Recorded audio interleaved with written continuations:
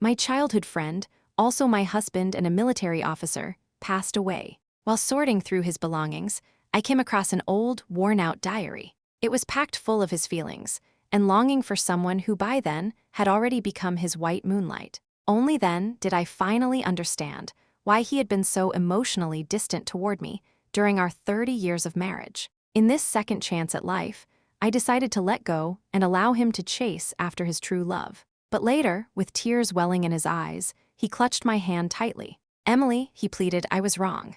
Please give me one more chance." It was the spring of 1987, and the entire military compound was brimming with joy. Jason's childhood friend, Kevin Miller, was getting married. He had invited all his friends from the compound to his wedding banquet. During the feast, someone nudged Jason and asked, "When are you going to marry Emily?" Jason frowned. "Marry? Emily is like a sister to me. Don't read too much into it." The room instantly went silent. Everyone in the compound knew how much I liked Jason. Since we were little, I had followed him around like a shadow and boldly declared that I would marry him someday. Uncle and Aunt Thomas adored me too. Everyone called me the little daughter-in-law of the Thomas family. Even Jason himself had never denied it. Everyone thought we would get married eventually. But now, with just one word sister, Jason had erased everything between us. The entire room froze. Kevin, who had no filter and had clearly had a few drinks at his own wedding, chuckled and said, "Ah, I get it. You two have that good, big brother-little sister thing going on." As soon as he said that, everyone else burst into laughter. But Jason abruptly stood up, face darkened, and said coldly, "I'll save this again. Emily is just my sister. Don't speak nonsense, or you'll ruin her reputation." The laughter stopped immediately. All eyes turned to me. I looked up, met their gaze, and quietly nodded. Yes, I'm just his sister.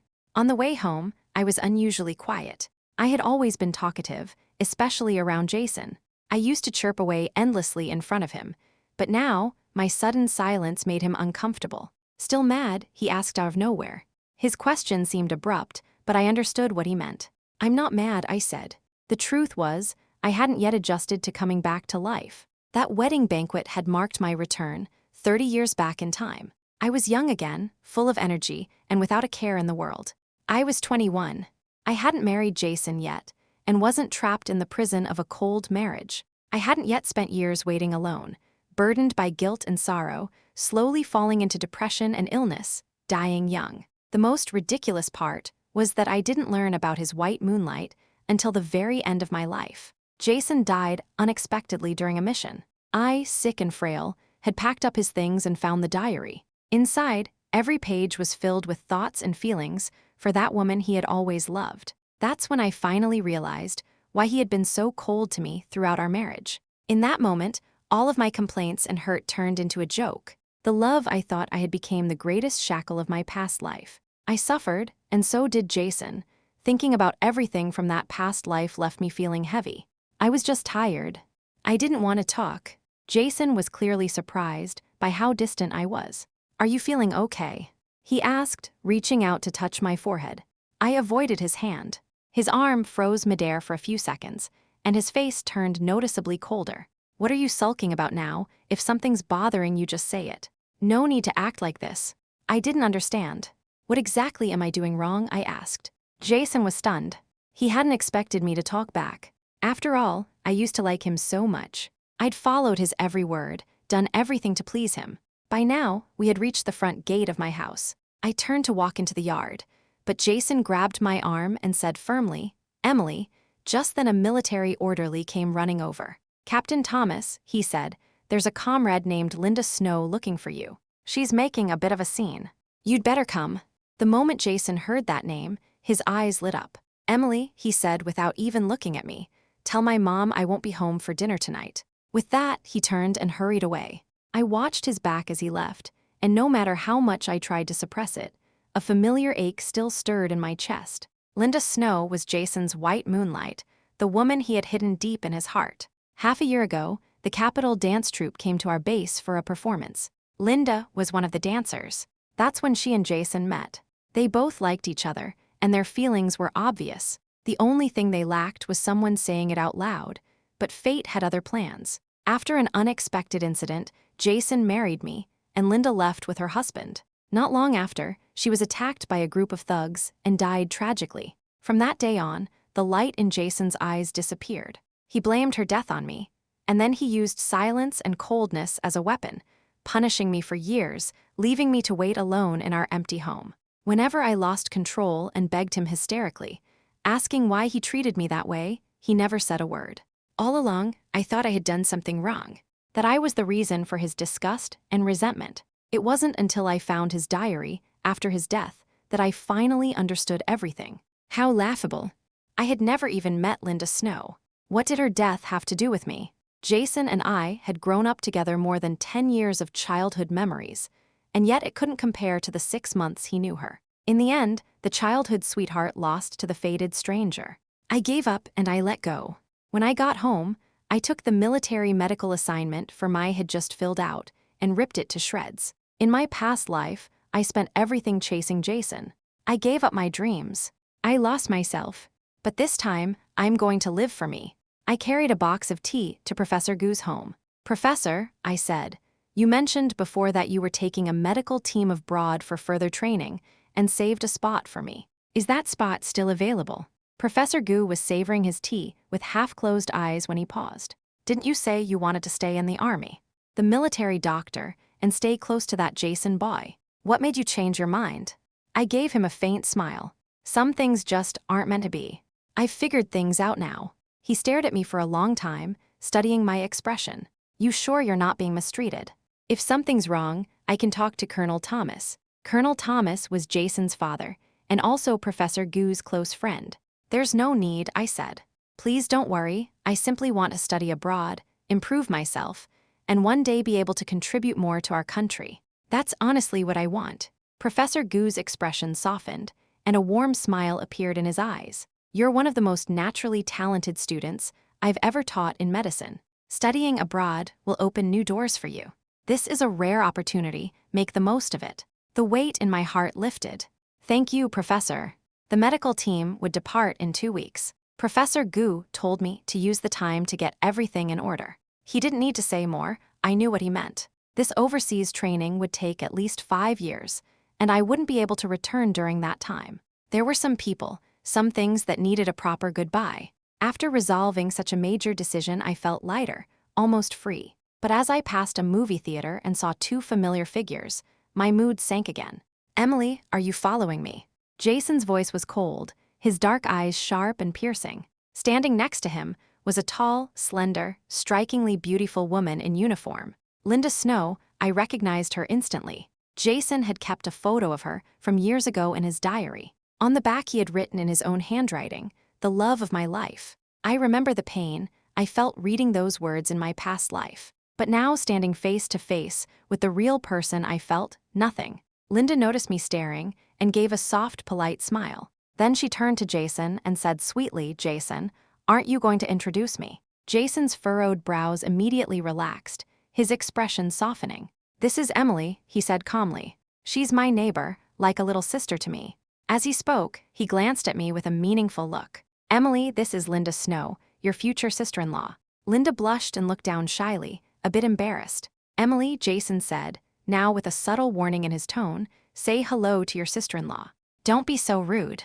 Even though I had already given up on him in my heart, I still felt a dull ache in my chest. The truth was, before Linda showed up, Jason had treated me well. So well that I truly believed he had feelings for me. If I had known from the beginning that someone else was in his heart, I would never have married him. That's why, in this new life, I made the decision to let go and allow him to pursue his true love. "I was just passing by," I said calmly.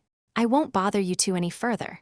Without looking back, I turned and walked away. Behind me, I could faintly hear Linda's soft, delicate voice. "Jason," she said, "your little sister seems to have a bit of a temper. Do you think she'll give me a hard time in the future?" "Don't worry," Jason reassured her. "As long as I'm here, no one will dare lay a finger on you." The spring wind was dry, and a gust blew sand into my eyes. I rubbed them gently, and my palm came away wet. The boy who once stood in front of me, patting his chest and promising to protect me forever, he was gone, and with him my heart disappeared too. Not long after I returned home, Mrs. Thomas, Jason's mother, came over carrying a bowl of chicken soup. "Emily," she said kindly, I heard there was some tension between you and Jason this afternoon. Are you okay? It seemed that the conversation from the wedding banquet had already spread. I shook my head and smiled. I'm fine. My parents had been longtime friends with Mr. and Mrs. Thomas. 2 years ago, they died in a lab accident. Since then, Mrs. Thomas had looked after me like her own daughter. She often cooked nourishing meals for me and listened when I needed someone to talk to. She was truly a kind and understanding woman, and I didn't want her to worry. So I gave her a light excuse and changed the subject. But that night, Jason stormed into my home, furious. Emily, he snapped. What did you say to my mom? I was stunned. What do you mean? Why was she so upset when she came home? He demanded. I made myself clear earlier today. To me, you're just a sister. Don't have any thoughts. You shouldn't.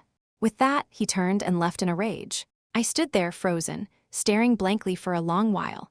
My eyes drifted to the calendar on the wall. In just 2 weeks, I would be leaving the capital to go study abroad. Don't worry, Jason. I won't bother you anymore. The next morning, Jason showed up in my yard, looking guilty. Emily, I'm sorry, he said. I misunderstood you. Last night after my mom came home, she went straight to the base. She used her contacts to dig around a bit and found out that I'd been seeing Linda in private. That's why she blew up at me. Jason had thought I was the one who told her and came over to accuse me. But this morning, he continued. She brought it up at breakfast, and I realized you hadn't said anything at all. I misjudged you. My attitude last night was wrong. I'm really sorry. Whatever you want, I'll buy it for you. Please don't be mad. It reminded me of when we were kids. Every time Jason upset me, he'd buy something to cheer me up. But I was no longer that little girl who waited for him with hopeful eyes. I wanted to say that I didn't want anything, but what came out instead was, are you free this afternoon? I want to take you somewhere. My parents had loved Jason like a son, and now that he was about to leave again, without knowing when he might return, I wanted to visit their graves one last time with him. Of course, Jason replied immediately. I'm off these few days. After agreeing on a meeting spot, he left. But I waited until nightfall, and he never showed. So I went to the cemetery alone. Standing in front of their tombstones, I bowed my head. Mom, Dad, thank you for watching over me from the other side. I promise, in this life, I will live for myself. I won't let you down again. When I got back to the military compound, Jason happened to be returning from outside too. He looked surprised. Emily, what were you doing out so late? It was obvious he had completely forgotten our plans. I felt a wave of helplessness rise in my chest. Jason, you broke your promise. His expression shifted for a moment, as if something finally clicked. Oh, right, he muttered, remembering the agreement we made earlier. Linda hurt her foot while dancing this afternoon. I had to rush her to the hospital. That took longer than expected. You weren't in a hurry anyway, right? I'll go with you tomorrow. I shook my head. It's fine. It doesn't matter anymore. There were only 14 days left before I'd be leaving for my overseas program. I wanted to spend those days in peace, without wasting a single emotion on people who weren't worth it. Word of my visit to the cemetery had gotten around. One of the older women in the compound happened to be there to pay respects to her father-in-law at the same time and saw me crying by myself. She later told Mrs. Thomas that poor girl from the Han family must be going through something. She went to the cemetery, alone late at night, to visit her parents' graves. She was crying her heart out, and there wasn't a single person there with her. Honestly, it's heartbreaking. Say, where was your son? Did the two of them have a fight? Mrs. Thomas remembered what she had recently learned from her own investigation and became immediately concerned. She called Jason home and questioned him. That's when she found out he had ditched me to be with another woman. Do you even realize what yesterday was? She scolded.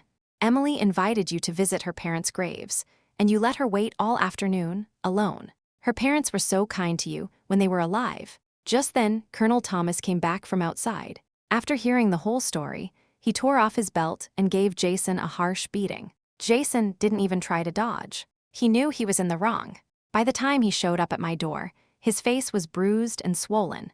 Emily, I'm sorry. Again, with the I'm sorry, I'd heard it so many times my ears were numb to it. I told him I forgave him and that he didn't need to think about it anymore. When there's no love, there's no reason left to hate either. There were 13 days left. Maybe he felt guilty, because for the next 2 days, Jason didn't go to see Linda at all. Instead, Linda came to find me. Emily, you're seriously useless. She sneered. Did you say something to Jason? He hasn't seen me for 2 days now. She stepped closer, her voice sharp. Don't get cocky. So what if you grew up with him? He never loved you. The person he loves is me. Unlike the first time I met her, Linda now strutted like a proud peacock, as if staking her claim over him. I was a little surprised, but mostly I found it ridiculous. So this was Jason's so-called white moonlight, the woman he longed for all his life. If he saw her like this, would he regret it? You just wait, Linda snapped. Don't think you can walk all over me. I'm not that easy to bully. After throwing out that threat, she stormed off. I thought it was just empty words. I didn't take it seriously. But that night, Jason barged into my house, caught me completely off guard, and slapped me across the face. Emily, you're vicious, he shouted. What did Linda ever do to you? How could you send thugs after her? If I hadn't gotten there in time, she would have been in serious trouble. Don't think I don't know what you're trying to do. Then came the dagger to the heart. Let me make one thing clear.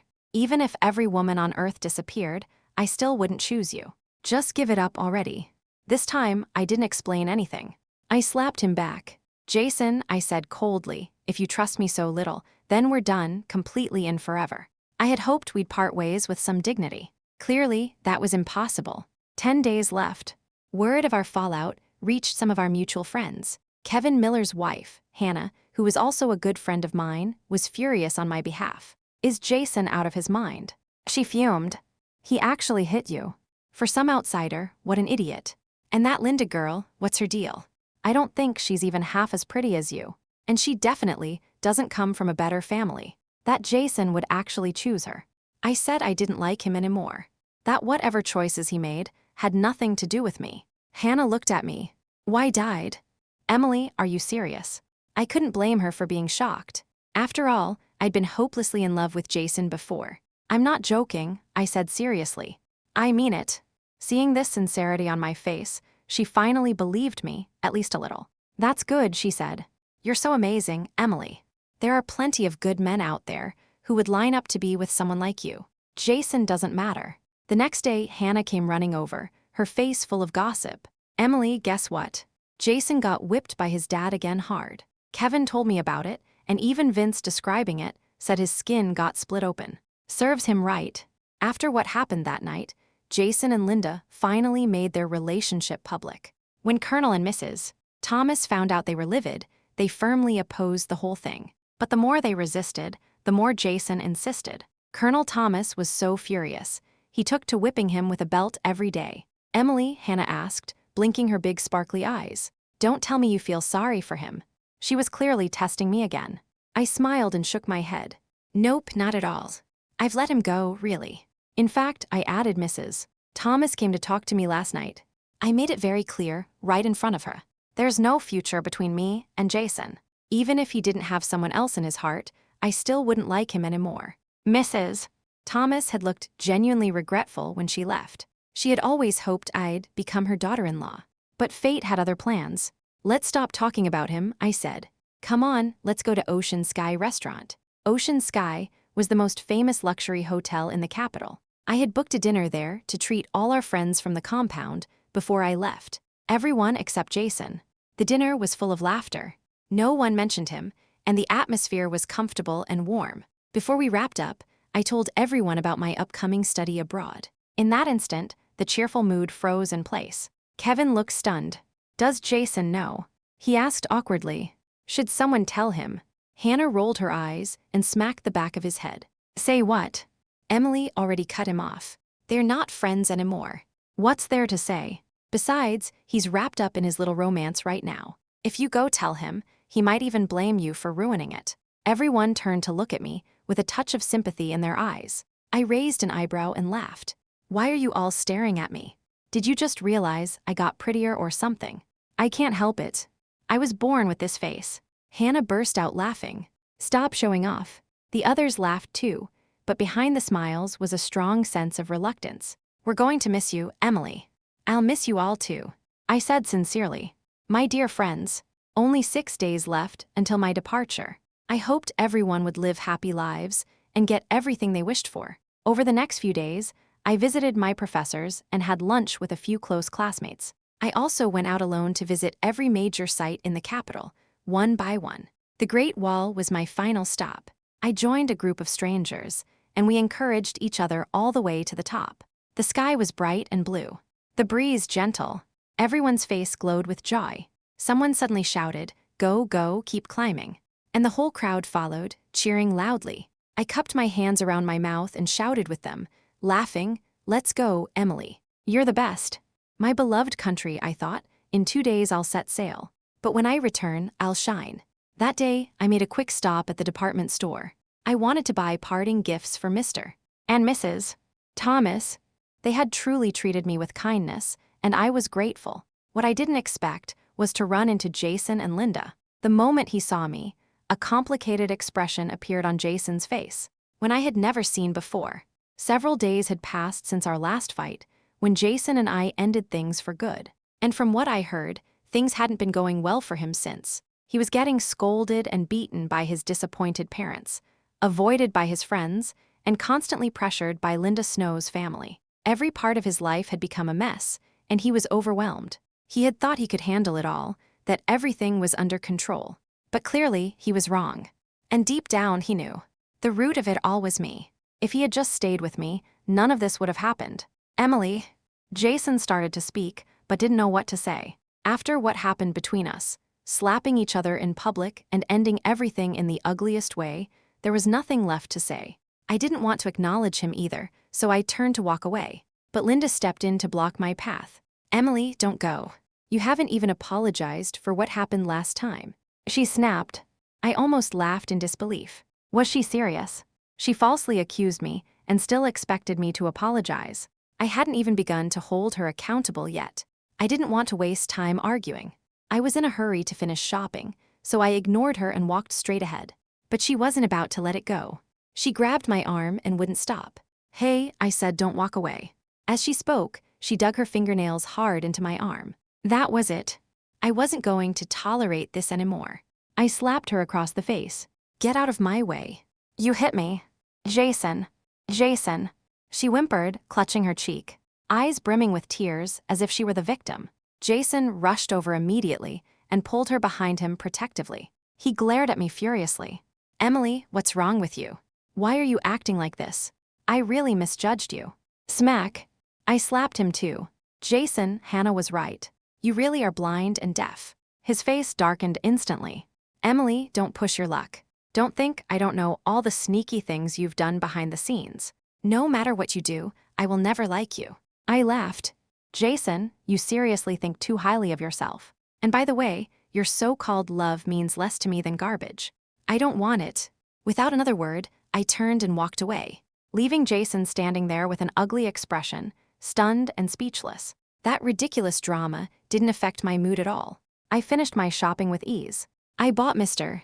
Thomas a nice wristwatch, and for Mrs. Thomas a bottle of perfume and a silk scarf. I even treated myself to an expensive set of skincare products, imported from Xinjiang, supposedly. In my past life, I had been so obsessed and blinded by love that I drove myself into despair. But in this life, I was going to cherish myself. After I finished shopping, I was heading down from the second floor when I heard screams in the distance. "Help! Fire! Everyone get out! Quick!" Thick smoke was pouring out of the first-floor lobby. Flames crackled violently. That familiar scene triggered something deep in my mind, and a flood of memories from my past life hit me all at once. In my previous life, around this time, Jason and I hadn't fallen out yet. I had sensed something was off with him and had deliberately acted sulky, dragging him to the department store with me to shop. Right as we were about to leave, a fire broke out unexpectedly. At some point, Jason disappeared, left my side entirely, and I was struck by a falling shard of glass during the chaos. It sliced my left cheek and left a scar. When Mr. and Mrs. Thomas found out, they were furious and beat Jason severely, blaming him for not protecting me. Jason was guilt-ridden and ended up marrying me. At the time, I even asked him, "Where did you go during the fire?" He told me he'd seen a little girl crying and couldn't bear to leave her, so he ran over to save her. I didn't blame him. In fact, I thought he was brave, and I even felt that getting the scar had been worth it, because it led to our marriage. But later, in Jason's diary, I learned the truth. Linda had been in the department store that day. He didn't rescue a little girl. He rescued Linda. He just didn't want his parents to know. Jason had even gone so far as to send Linda away, telling her to travel and rest for a while. By the time she returned to the capital, Jason and I were already married. Everything had been finalized. Linda couldn't take the blow. That night, her father left the house in a rage, and something terrible happened. She was attacked and killed by a group of thugs. From that moment on, she became the white moonlight Jason could never forget. He hated himself, and he hated me for ruining his so-called love. So we spent a lifetime punishing each other. As the memory ended, I broke into a cold sweat. That part of my past life had been buried too deep, so deep I'd nearly forgotten something this important. This time, I wasn't going to let my face get disfigured. I dropped everything in my hands and sprinted for the exit on the first floor. Out of the corner of my eye, I spotted Jason and Linda running in the same direction. Nothing good ever happened when those two were around. Instinct kicked in. I turned and ran toward the back exit instead. I took a different route this time. But somehow, Jason and Linda still ended up following me. There was no time to think. I had to keep moving. It happened to be a weekend, and the department store was packed. When the fire broke out, a lot of people had the same idea as me. Head for the back exit. The crowd surged around me.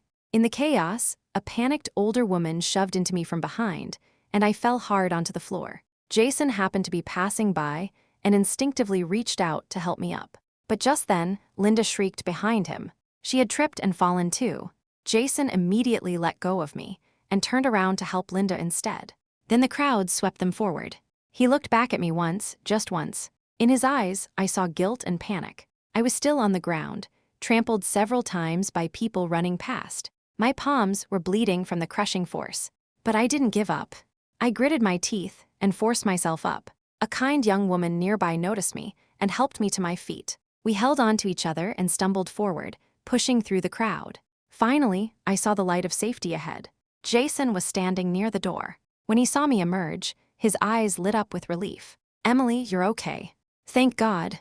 "Move," I said coldly, shoving him aside as I limped forward on my injured leg. He caught up to me trying to explain. "I didn't mean to leave you." The situation was chaotic. I couldn't help it. "Jason," I interrupted. My voice flat. "You don't have to explain. You already made your choice." I looked at him, my eyes devoid of warmth. His face turned pale. I saw panic flash across his eyes. He opened his mouth, trying to say something. But when he met my cold gaze, all he could manage was, "I'm sorry." I was immune to those words by now. I didn't say another thing. I didn't even look at him again.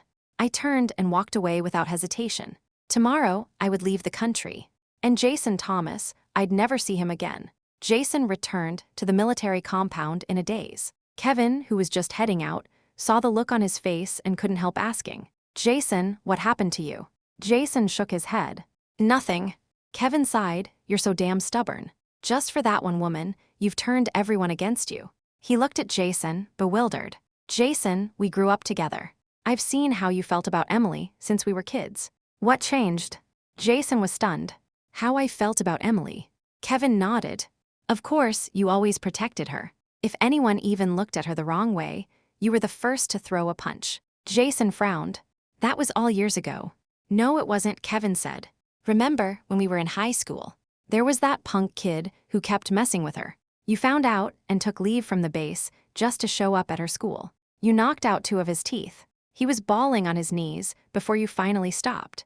We were all terrified by how violent that got." Jason pressed his lips into a tight line. "That was a long time ago.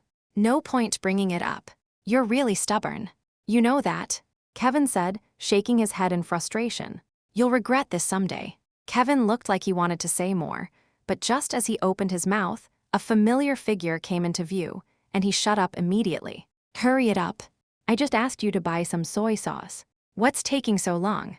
Hannah snapped as she stormed over. When she saw Jason standing there too, she gave a cold snort, grabbed Kevin by the ear, and started dragging him away. "What did I tell you? Don't talk to that heartless jerk. Are you deaf? You want to sleep outside tonight." Oh, babe. Not so rough." As the 2 of them walked off bickering, Jason stood there watching them, and for the first time felt a pang of envy. If only he had chosen me, would things have turned out differently? But then Linda's delicate, pitiful face flashed through his mind again. His brow furrowed. That tangle of emotion only grew heavier. When he got home, his mother was outside, sorting through some old boxes in the yard. "You're back. Good. Go grab some firewood. I'm burning all this junk." "What is it?" Jason asked. "Mrs." Thomas shot him a sharp glare. "Why don't you open one and see for yourself?" Ever since he had turned against the family, because of Linda, Mrs. Thomas, who had always been gentle and kind, no longer bothered to hide her displeasure. Jason didn't reply. He silently walked over to one of the wooden boxes and opened it. The moment he looked inside, he froze. The box was full of things from his childhood, all connected to me. A glass jar stuffed with paper cranes, a faded crystal hair clip, a dusty journal. Then his eyes landed on an ugly little wooden puppet. His fingers trembled as he picked it up and turned it over. Carved crickety into the back were the words, "I want to be with Emily forever." His vision blurred. He couldn't stop staring. Suddenly, he wanted to see Linda. She was gentle, understanding, always soft and soothing, just seeing her usually calm to his storming emotions. But she wasn't around. "You're looking for Linda." A collie gasped. "She went home last night, tried checking her place." Jason's brow furrowed unconsciously. He didn't like going to Linda's home. Her father was a crude, nasty drunk, rude, loud, and addicted to gambling.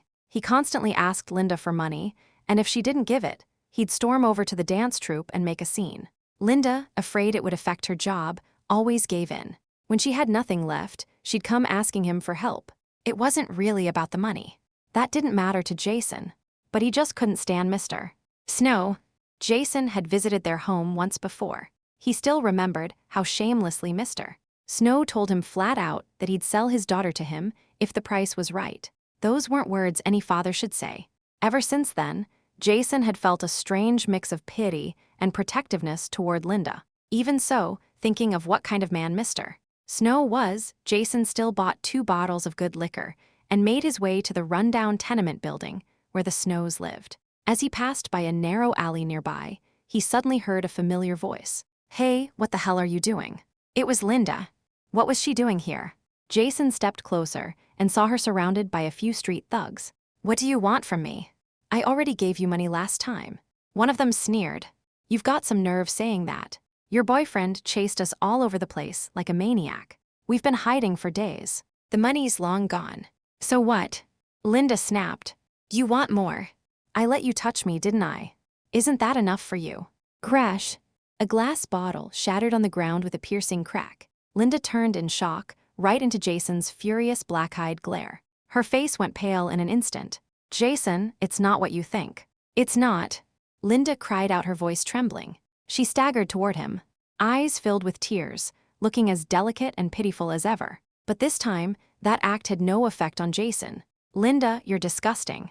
He snapped, glaring at her with cold fury, before turning and walking away without a second glance. He didn't have the energy to settle the score with her now. The only thing on his mind was the gut-wrenching thought that he had hurt me, again and again for a woman like her. I hurt Emily so many times. I'm such an idiot. I don't deserve forgiveness. And only now do I realize she was the one I truly cared about all along. Linda was nothing but a fraud. Emily likes glutinous rice rolls. I'll buy her a few boxes to bring back. She'll definitely forgive me. Clinging to that hope, Jason returned home carrying several boxes of rice rolls. He was greeted by a loud smack across the face. "He stupid boy." "Mrs." Thomas yelled. "This is all your fault. You drove Emily away. She's leaving the country now. Are you happy?" In that instant, the boxes fell from Jason's hands and spilled across the floor. I honestly thought I wouldn't see Jason again. But just as the bus was about to pull out of the school parking lot, he appeared. "Emily, don't go. Please don't go," he shouted, clinging desperately to the window, completely disheveled, face full of pleading. Everyone on the bus, classmates, teachers, turned to look at me. Professor Gu gave me 10 minutes to resolve the situation. I got off the bus and pulled Jason aside to a quiet spot. "What are you doing here, Jason?" I asked, completely drained. "You didn't cherish anything when you had the chance, and now you're pulling this. Were you trying to impress?" He hurried to explain everything that had happened, his face full of remorse. "I'm sorry, Emily. You were right to yell at me. I'm a complete idiot.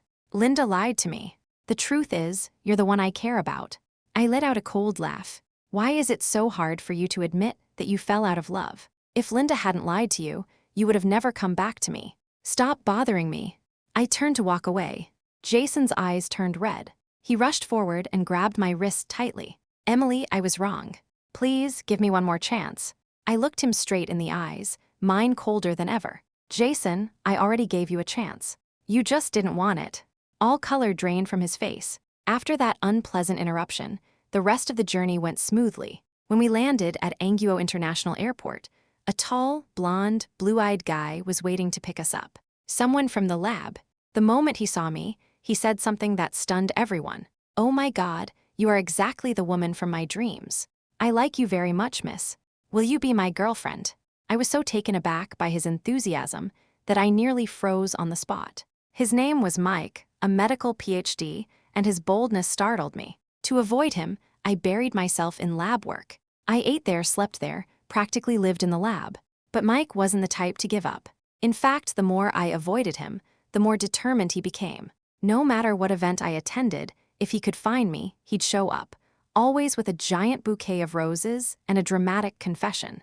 Miss Han, you are my Venus. I think he has a screw loose, I often thought. Venus was missing an arm. I'm not. As intense as Mike's pursuit was, he never crossed any lines, so I didn't dislike him. He was cheerful, humorous, generous, and incredibly smart. Being around him felt easy, natural. Whenever I hit a roadblock in my research, he would always help without hesitation. I learned a lot from him. Sometimes, I even found myself wavering a little. But then I reminded myself, I came here to study, not to fall in love. And just like that, I shut those thoughts down. After Mike's 99th failed confession, he broke down crying like a heartbroken puppy. You're so cruel, he sniffled. Can't you just give me a chance? I promise I'll do my best. He looked so pitiful that I couldn't help softening. I finally shared my concerns with him. I can't be with you. I'm going back to my country eventually. You're a foreigner, it wouldn't work. What's the big deal? Mike said, eyes lighting up. Then I'll go back with you. My parents will totally support me. He got even more excited and added, I could even give myself a Chinese name. How about my Iguo? What do you think? I had to admit, he was kind of adorable like that. Fine, I said, laughing. I'll give you a chance. Mike held on to that one chance like a lifeline. And after 3 months, he finally won me over for good. Everyone congratulated us. No one was happier than Professor Gu. Emily, you really are something, he said with a huge grin. Mike is the youngest PhD in medicine here in Anguo, and you're bringing him back to China. That's a huge contribution to our country. Everyone around us burst into laughter. I scratched my head in embarrassment. Oh, come on, Professor. That's a bit much. Mike beamed from ear to ear. Hi, I'm the son-in-law of Waguo. What an honor. That night, Mike and I went to the movies. After being in Anguo for over 6 months, it was the first time we'd gone to see a film together. Mike was really looking forward to it. He told me to wait by the cinema while he went to get something, promising me a surprise. He bounced off like a happy puppy into a nearby store. Watching his goofy antics made me laugh out loud. Emily, is that you? A familiar deep voice called from behind. I turned and met a pair of startled, joyful eyes. After more than half a year, Jason looked older, tired. It really is you, he said, stepping forward, voice trembling with emotion. Emily, do you know how long I've been looking for you? He reached out trying to grab my hand, but I quickly stepped back, my face full of disgust. What are you doing here? I snapped. Didn't I make myself clear last time? No, listen, Jason rushed to explain. After you left, I had a dream. I dreamed we were married. You loved me so much, and I failed you. That's why I had to find you to make it right. Please forgive me. I stared at him stunned. Did he also come back from the past? But no matter what the truth was, it didn't matter anymore. If you really want to make things right, I said coldly, stay far away from me. Never show up in front of me again. I didn't hate Jason, but I had no desire to see him anymore either. Are you still angry at me? He asked, desperate. Is it because I waited so long to find you? He lowered his voice. It was Linda. She was behind it all. She spread lies, ruined my reputation, and tried to force me into marrying her. It took some time, but I finally had her arrested. Only then could I come find you. I gave a cold laugh. Wow, Jason, you really are something. Jason frowned. Emily, why are you still defending her? She was a terrible person. Manipulative, cruel. But you pined for her for 30 years in your last life, I interrupted, smiling. You even stayed faithful to her the whole time. Jason's eyes widened, shocked. Wait, Emily, don't tell me. You also. Just then, Mike appeared dressed in a full-body dog costume, holding a huge bouquet of roses. Sweetheart, he called out cheerfully. Didn't you always say I'm like a puppy? So today, I became one for you. Woof woofs. I laughed and reached out to pat his head. You're so cute. Jason opened his mouth, stunned. Emily, who's this handsome guy? Mike took off the headpiece with a wide grin. Mike gave a playful wink, and I laughed as I made the introductions. This is Jason Thomas, I said, keeping my tone casual. He used to be my neighbor, like an older brother to me. Then I looked at Jason and smiled, placing my hand gently on Mike's arm. And this is Mike, my partner. You can call him your brother-in-law. The words echoed something he once said to me long ago. Jason's face flushed red in an instant. Without another word, he turned and fled in embarrassment. And just like that, I never saw him again. 5 years later, I returned to China with Mike. Together, we established a medical research team focused on tackling rare and complex illnesses across the country. After years of dedication, Mike and I finally achieved a major breakthrough. Our team was awarded a world-class medical prize. I had finally done something meaningful for my country. I made my homeland proud. Everyone knew our names. People called us the most loving international couple in history. During a TV interview, a reporter asked Mike how he had managed to win me over. Mike flashed a wide grin. I chased her down with sheer shameless persistence. That's the secret. Everyone should take notes. I couldn't help but laugh beside him. This guy, still just as cheeky as ever.